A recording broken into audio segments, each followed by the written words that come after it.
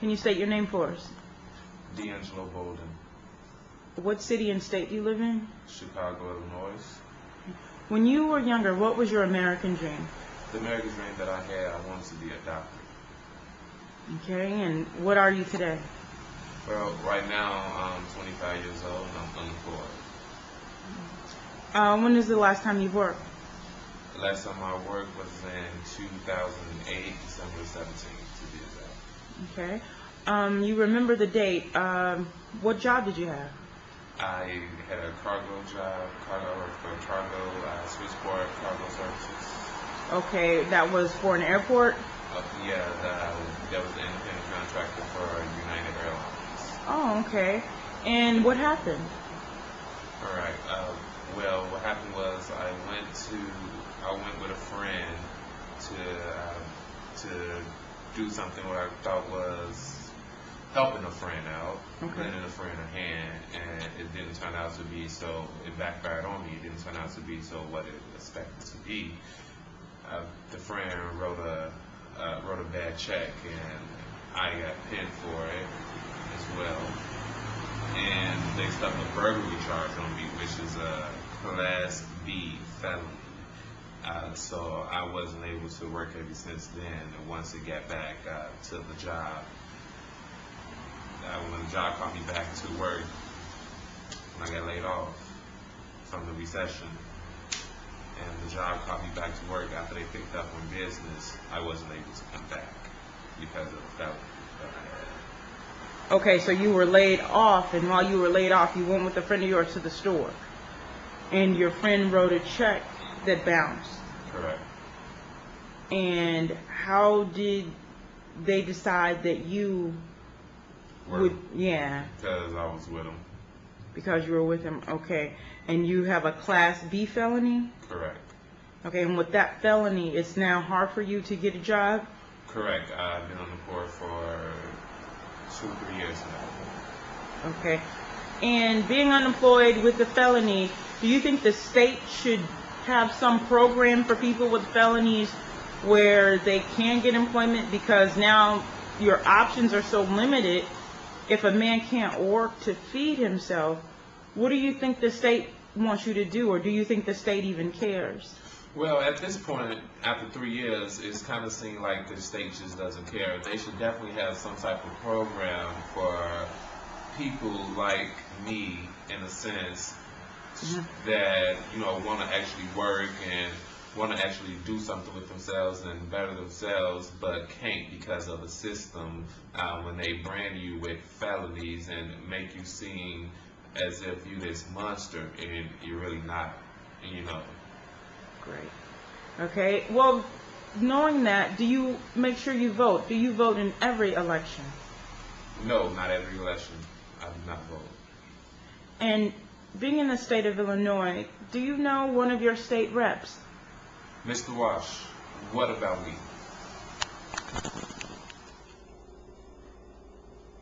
It is impossible to create a formula for the future which does not take into account that our society has been doing something special against the Negro for hundreds of years.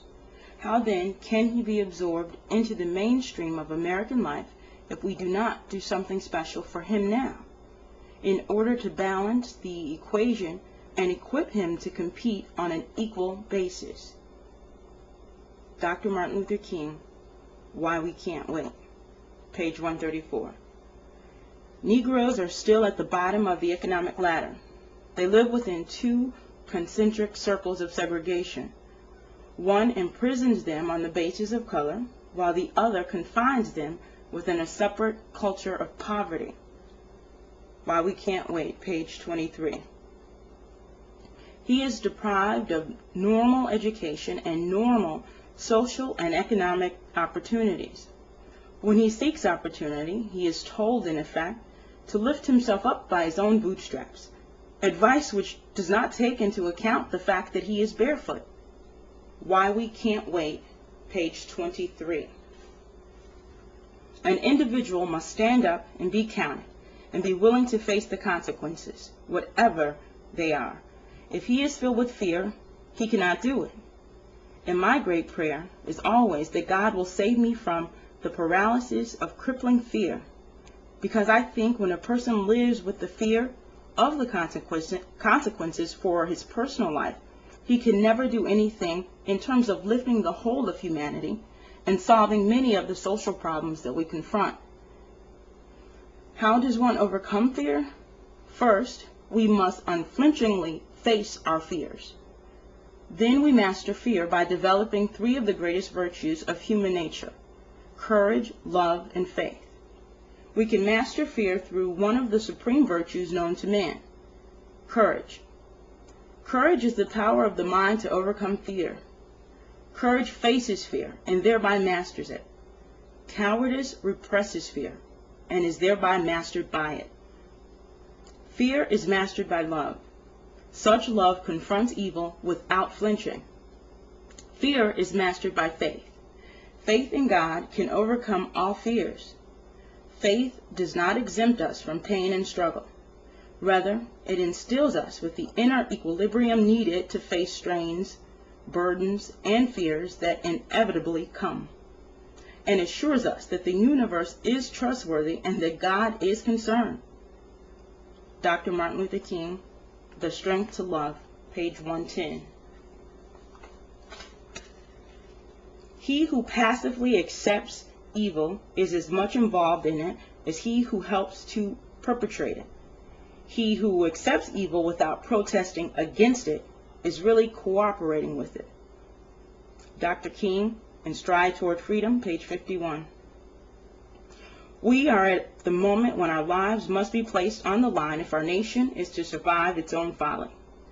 Every man of humane convictions must decide on the protest that best suits his convictions. But we must all protest. Dr. King, The Trumpet of Conscience, page 31. The main objective is to bring moral pressure to bear upon an unjust system or a particularly unjust law. The public at large must be aware of the inequities involved in such a system. That was a letter to Harold Corlander, dated October 30th of 1961. We hold these truths to be self-evident, that all men are created equal, that they are endowed by their Creator with certain unalienable rights, that among these are life, liberty, and the pursuit of happiness, that to secure these rights, governments are instituted among men, deriving their just powers from the consent of the governed, that whenever any form of government becomes destructive of these ends, it is the right of the people to alter or abolish it, and to institute new government, laying its foundation on such principles and organizing its powers in such form as to them shall seem most likely to affect their safety and happiness. That was our Declaration of Independence. It's now time for a declaration of our personage. We have to understand that we are worthy.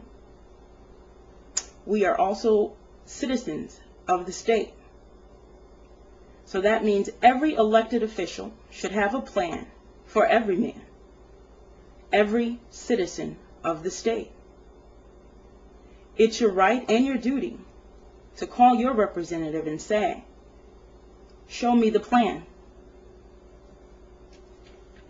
You can go into the office and say, "Show me the plan." Call Washington to find the information for your state representative. Call 202-224-3121. That's 202-224-3121.